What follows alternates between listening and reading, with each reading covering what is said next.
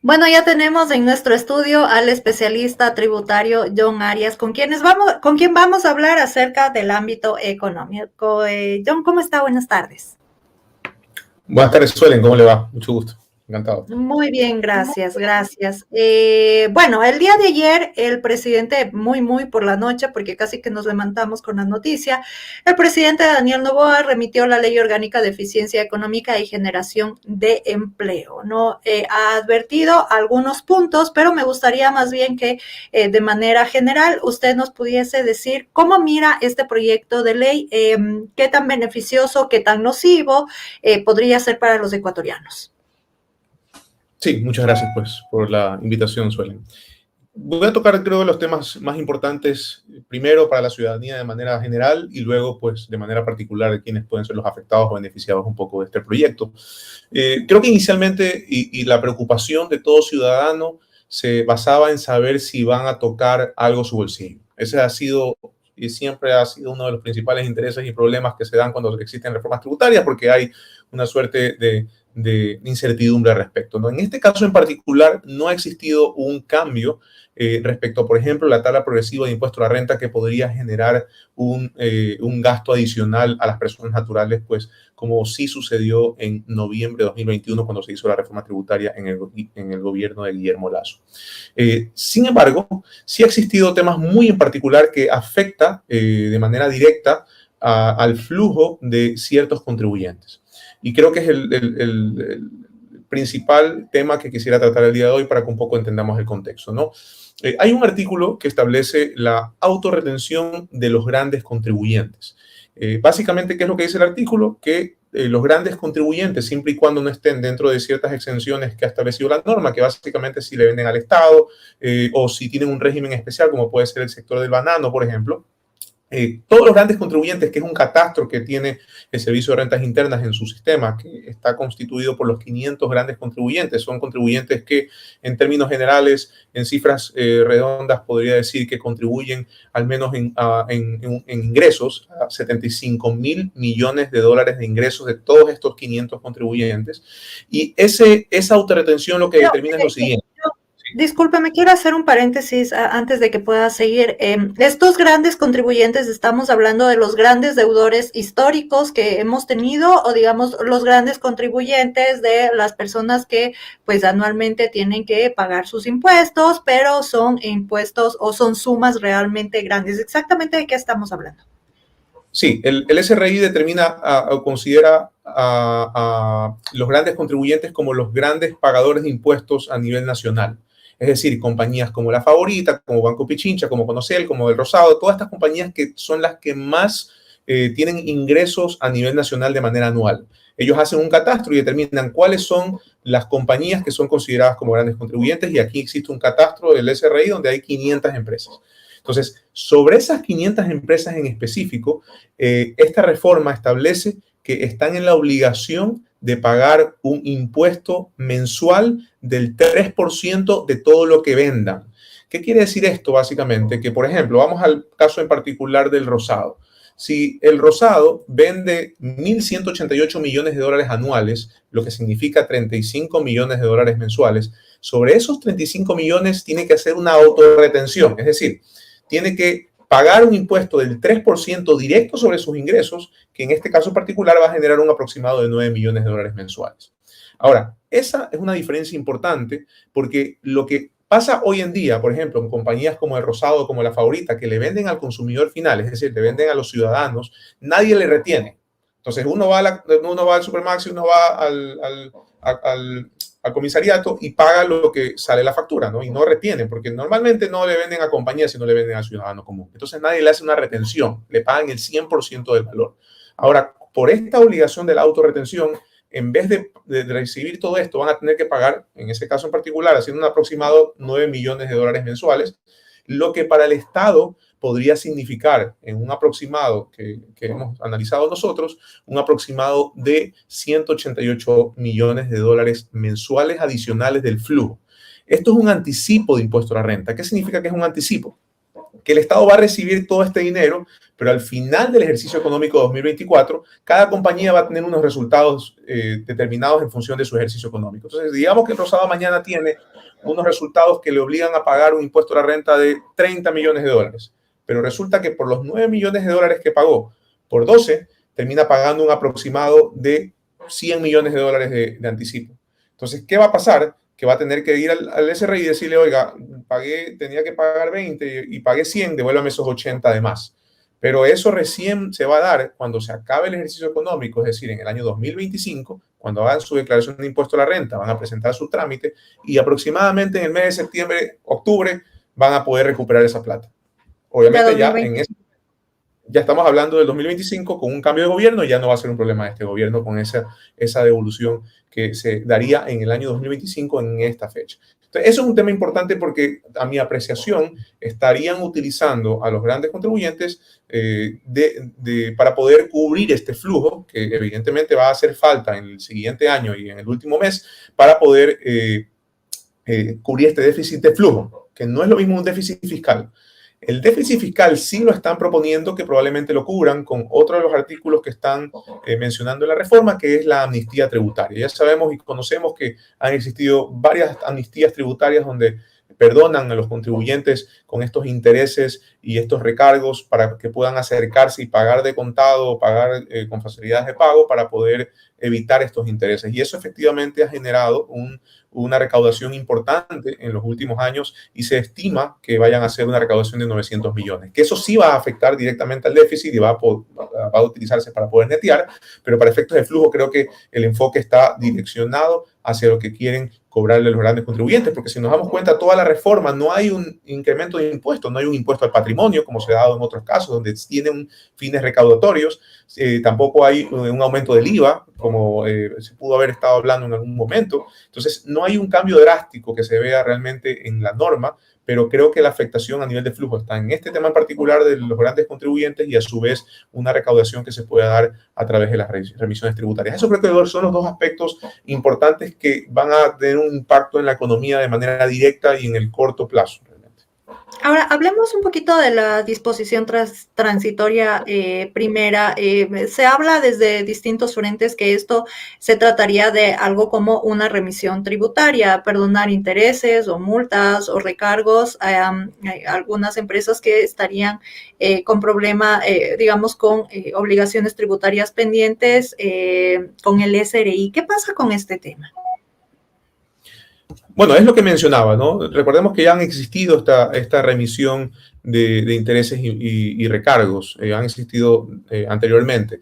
Si nos damos cuenta, hay una disposición derogatoria que lo que hace es eliminar la disposición general sexta de la Ley Orgánica de Desarrollo Económico y Sostenibilidad Fiscal. ¿Por qué hacen esta derogatoria? No sé si se ha caído en cuenta, y es porque en esa ley que fue emitida por Lenín Moreno en la última remisión, establecía que si un contribuyente se acogía a la remisión, no podía volver a acogerse hasta después de 10 años. Y era como un candado jurídico que le dejaban y decían, digamos, mañana la compañía X decidía acogerse a la remisión y ya no podía volver a acogerse en los siguientes 10 años. Entonces, lo que han hecho es eliminar ese candado para evitar que las personas que quieran acogerse no puedan hacerlo porque existía esa norma y, por ende, reactivar a cualquier tipo de contribuyente que quiera acogerse a la remisión de intereses y recargos. Al final del día, tiene fines recaudatorios, ¿no? Porque puede darse el caso donde hayan muchos contribuyentes cuyos intereses superen el capital porque son deudas del 2014, 2015, 2016,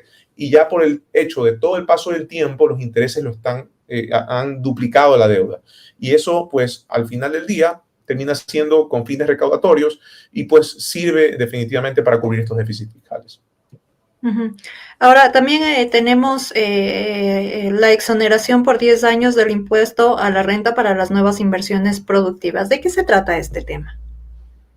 Sí, básicamente recordemos que antes, al noviembre del 2021, se eliminaron todas las exoneraciones de impuesto a la renta que existían sobre inversiones nuevas. Siempre existieron inversiones nuevas, la exoneración de impuesto a la renta de inversiones nuevas, tanto en el COPSI, que fue emitido en el 2010, como luego en la Ley de Fomento Productivo que emitió en el gobierno de Lenín Moreno, y a partir de eso tuvimos este acceso a la exoneración si es que las compañías en ciertos sectores y hacían inversiones. Hoy se ha determinado que solo un sector, por decirlo así, va a ser el beneficiado de esta exoneración que ha existido antes, donde si se determina que hay una inversión nueva, es decir, se inyecta capital en la economía por parte de una persona que quiera invertir en el país, siempre y cuando esté dentro de estos sectores que han mencionado, que son básicamente los sectores no renovables, que son principalmente energéticos, energía eólica, también habla de los hidroeléctricos y diferentes sectores que están dentro de estos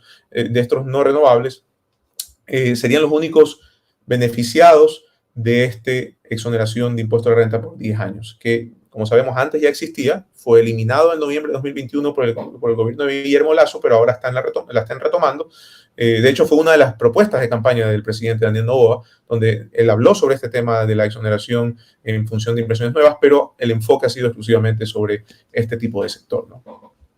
Hablemos un poquito también de deducciones para las empresas pues que brinden empleo a jóvenes, a personas que ya están en una edad superior, no digo avanzada porque no son de la tercera edad, sino ya en una edad superior, y a las personas privadas de la libertad. ¿Qué pasa con estas propuestas que plantea el presidente? Bueno, definitivamente es un incentivo tributario para incentivar tanto la reinserción social de los privados de libertad como para los jóvenes, ¿no? En la actualidad no existe ningún incentivo realmente para los jóvenes o para la contratación de jóvenes de este rango de edad que han establecido de 18 a 29 años. Y creo que es interesante e importante justamente para intentar que las empresas los contraten aprovechando este beneficio tributario que se ha determinado en base a una tabla progresiva. Entonces, al final del día lo que sucede es lo siguiente. Un ejemplo práctico, si hoy se le paga a un joven de 18 a 29 años $500 mensuales, y solo es una persona, entra a la tabla del 20% y por ende no solo la compañía que lo contrata va a tener derecho a deducirse los 500 que le paga, sino también el 20% más, es decir, $100 adicionales. Eso de alguna forma apoya a que el empresario que estaría contratándolo tendría una deducción adicional y por ende se ahorraría algo de impuesto a la renta sobre ese valor adicional que le permitiría la norma. Lo mismo aplica en el caso de las personas que terminan buscando una reinserción social de las personas privadas de libertad, pero en cambio aquí el beneficio es mayor porque es el 50% de lo pagado. Es decir, en el mismo ejemplo de $500 se podría deducir $250 adicionales y que le servirían efectivamente para pagar menos impuesto a la renta. Publicidad y deportistas, entiendo que también este es un tema que pues abarca la reforma en torno a pues publicidad para deportistas. ¿Qué es lo que pasa en este aspecto? Bueno, en realidad esa norma no cambia tanto. Ya existía en la actualidad un descuento del 150% para el tema de los proyectos de publicidad, de patrocinio y de deportes. Lo que han cambiado un poco es en ciertos aspectos y lo han aterrizado un poco más, porque ahora hablan de estudiantes de bajos recursos y a dónde se va a destinar ese tipo de dinero. También se habla ahora de que también aplique, por ejemplo, a entidades educativas particulares de nivel básico y bachillerato. Entonces, lo que han hecho es aterrizado un poco más, pero sí existía en la actualidad el artículo que determinaba esta deducción del 150% adicional sobre todos los gastos de publicidad, promoción, patrocinio realizados a favor de deportistas y programas y proyectos de eventos deportivos. Esto ya estaba en la norma. Entonces, lo que han hecho es sustituido el artículo y han incrementado un poco más o han ampliado el alcance que tiene sobre este tema del auspicio y de los deportistas. En el discurso de posesión del presidente Daniel Noboa también se habló de los temas de construcción y de hablar, perdón, no es en el discurso, es cuando sus asambleístas dijeron que iba a venir esta ley, que se iba a tener pues una reducción del IVA para proyectos de construcción o para el sector de la construcción. ¿Qué pasa para este sector? Entiendo que sí hay una propuesta para el sector de la construcción, pero ¿en qué le beneficia a este sector y en qué le beneficia al usuario final, digamos, al comprador del departamento, de la casa o del bien inmueble? Sí, inicialmente se mencionó que iban a bajar el IVA, ¿no? En materiales de construcción. Finalmente vemos que en la reforma no ha habido una rebaja del IVA y lo que se ha creado es una un derecho a poder recuperar el IVA en todos los proyectos inmobiliarios. Entonces, ¿cuál es la ventaja aquí? Y siendo bastante sencillo y práctico. Cuando se vende una casa, para poder construirla, se paga IVA en todo lo que corresponde a lo que grava IVA, ¿no? Hablo del servicio de construcción, el servicio de la obra civil, la compra de materiales, todos los productos que tienen IVA, ¿no? Y ese IVA, cuando uno vende la casa no grava IVA, porque es un inmueble. Entonces, la norma establece que se vende sin IVA. Entonces, ¿qué sucede? ¿Qué hace el promotor inmobiliario? El promotor inmobiliario ve la línea y dice, a ver, la casa la estoy vendiendo, me invento, en $50,000 y he gastado 5,000 en IVA, entonces esos 50,000 ya no va a ser 50, sino son 55. ¿Por qué? Porque esos 5,000 se lo traslado al consumidor final, al comprador de la vivienda. Entonces, en este caso, ya al no ser un costo, porque ya puede recuperarlo el promotor inmobiliario, va a tener, al tener derecho de recuperarlo, podría no cobrarlo. ¿Qué quiere decir eso? Que en teoría, el promotor inmobiliario, en este ejemplo de 50, que lo subió a 55, debería cobrar 50, porque esos $5,000 ya no son un costo, sino que van a ser recuperables. Entonces, debería esto generar una o rebaja o una reclasificación del costo, porque al final del día ya no va a ser un gasto para estos promotores. Y eso, digamos, de alguna manera podría traducirse a un incentivo para el sector de la construcción. ¿Qué tan atractivo viene a ser para el sector de la construcción este tema? Y lo pregunto porque, en efecto, una de las, respuestas que dieron los asambleístas es que el sector de la construcción empleaba a muchísimos ecuatorianos y por ende era un sector que era bastante atractivo. ¿Cómo le beneficia exactamente a este sector? Claro, si disminuyen los precios y por ende hay mayor capacidad económica de las personas que van a comprar para poder acceder a una vivienda por tener un menor precio, definitivamente va a haber mayor interés de los promotores inmobiliarios para seguir vendiendo y seguir construyendo. O sea, eso va a depender mucho de tanto de la demanda que exista en el mercado respecto a la compra del bien, porque en teoría los precios bajan. Porque si eso no sucede, los únicos que se van a ver beneficiados son los mismos promotores inmobiliarios. Entonces, al final del día debería existir esto en un momento determinado donde se establezca, ok, de aquí en adelante no va a haber una devolución de IVA. Eso significa que el costo del producto, el costo de la vivienda antes era 50, no, ahora va a ser menos porque ya ese IVA no es un costo. Y por ende debería disminuir el precio de la venta final, ¿no? Ahí es donde se debería reflejar el real beneficio de los compradores, en la disminución del precio. Y si eso no se da de esa forma, entonces el beneficio sería exclusivamente de los promotores inmobiliarios. Uh-huh. Hablemos un poquito de zonas francas que también pues abarca este proyecto de ley orgánica.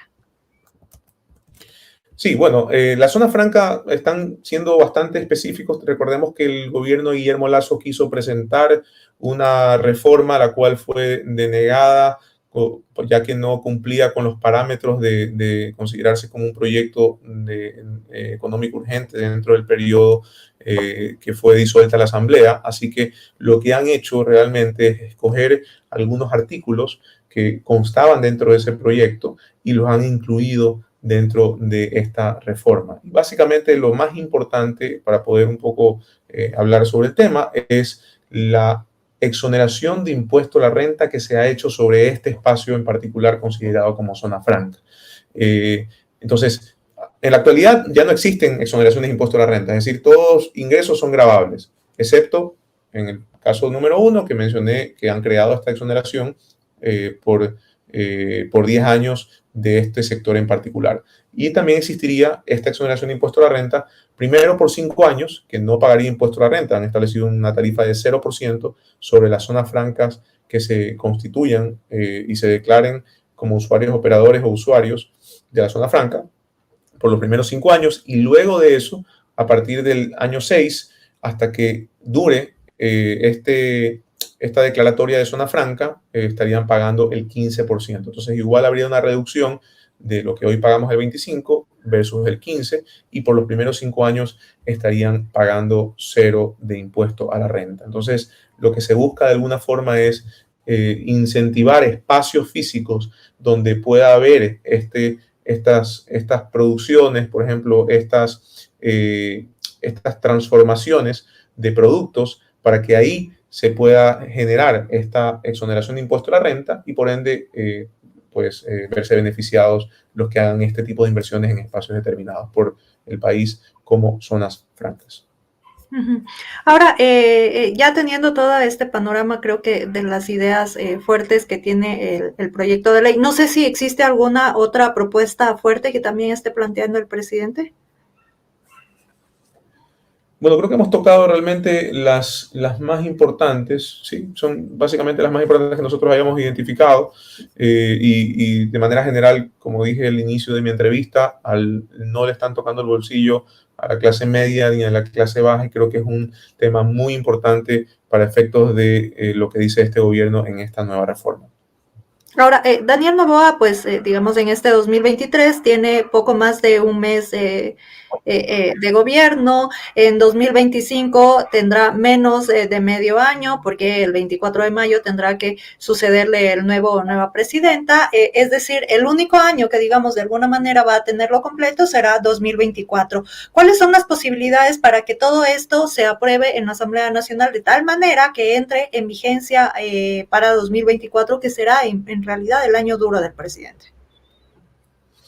Sí, en realidad ya ahí entramos en un tema político de saber cómo han manejado los votos de la Asamblea y si esto va a pasar aprobado de plano o en su defecto no logren archivarlo y también entre en vigencia por el Ministerio de la Ley, que también podría suceder, ¿no? Entonces tienes básicamente los escenarios o que la Asamblea lo apruebe con la mayoría que se requiere para aprobar un proyecto de esta índole o en su defecto que no logren archivar el proceso y pasen los 30 días que por ley se establecen para los proyectos de ley económica urgentes y pues apruebe como fueron, si no me equivoco, el 2021 el proyecto presentado por Guillermo Lasso fue aprobado de la misma forma, ¿no? Fue aprobado por no haber tramitado el proyecto de ley dentro del plazo. ¿Tienen la posibilidad de archivar esta ley?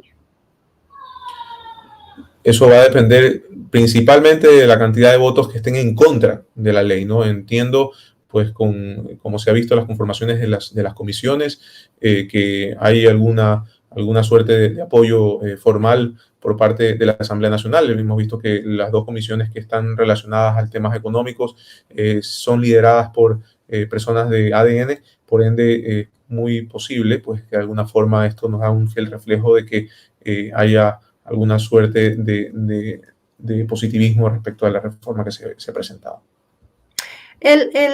Bueno, digamos, previamente a enviar este proyecto de ley, el presidente Daniel Noboa y su ministro de Economía dieron una rueda de prensa, ¿no? Voy a tocar, digamos, las cifras duras que ellos tomaron, ¿no? El ministro de Finanzas dijo que han recibido la peor historia de la caja fiscal con 184 millones en la cuenta del Tesoro y atrasos por 2.872 millones. Y bueno, me voy a saltar un poco de las deudas y demás, pero ha dicho también que el déficit superaría los 5.000 millones al cierre de 2023. Esta ley por sí sola puede ser capaz de solucionar todos esos vacíos, puede llenar todos esos huecos, o necesitamos más leyes, es decir, vamos a tener un año difícil para 2024.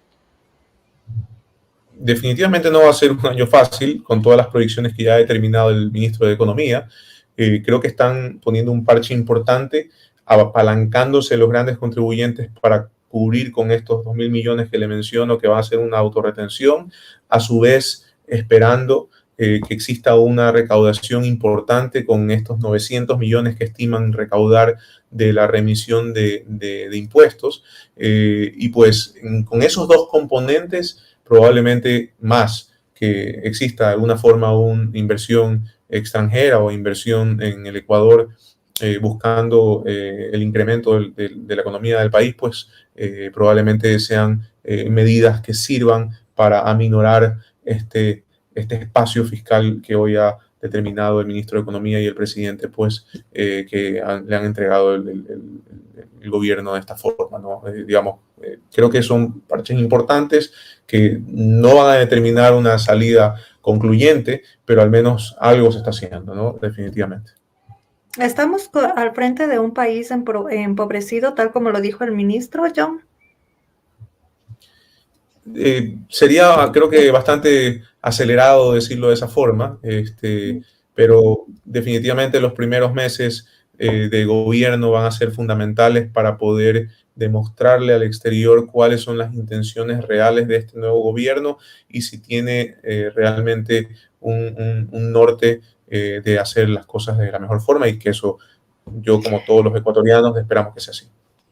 Ajá, al aprobarse algunas leyes en el gobierno de Guillermo Lasso, de alguna manera se puso una piedra de tropiezo para el gobierno de Daniel Noboa. Y lo pregunto porque tal como pues se rumoraba que ahora viene a ser una realidad. Por ejemplo, no se prohibió las contrataciones en el sector público hasta diciembre, desde octubre incluso, pues, y se hablaba que para este mes, me parece que fue Verónica Artola, no iba a haber el suficiente dinero en el Banco Central como para pagar incluso los décimos o los sueldos de los funcionarios públicos de diciembre. ¿Hubo alguna piedra de tropiezo que le puso el presidente Guillermo Lasso al actual presidente Daniel Noboa?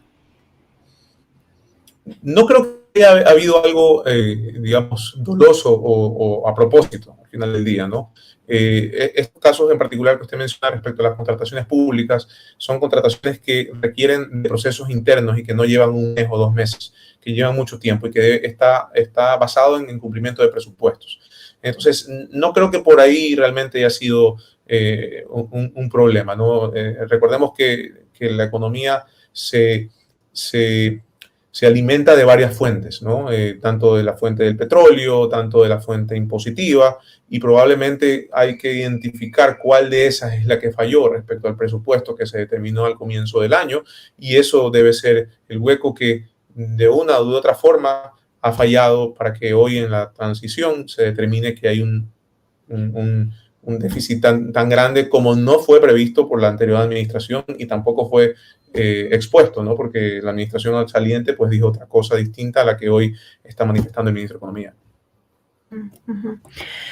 John Arias, le quiero agradecer muchísimo su tiempo y por supuesto por brindarnos estas luces para entender un poquito acerca de este proyecto de ley que en definitiva viene a ser casi que ciencia para cada uno de los ecuatorianos que de alguna manera ven los números como algo lejano. Muchas gracias por esto.